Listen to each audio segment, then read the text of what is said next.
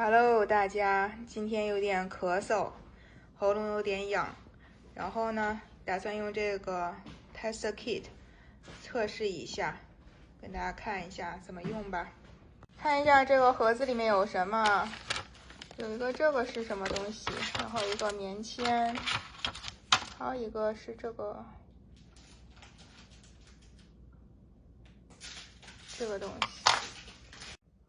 这个是有3步，第一步呢是把液体溶液放在这2个孔里面，那也就是这个溶液嘛，是吧？放在这2个里面，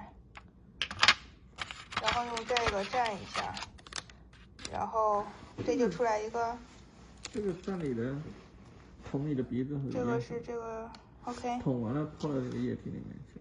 OK。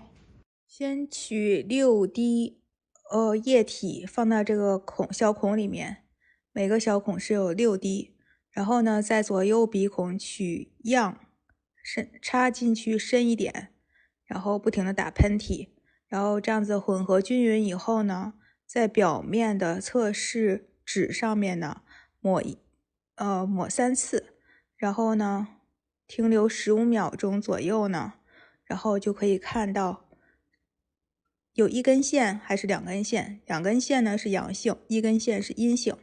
我的测试结果呢是阴性。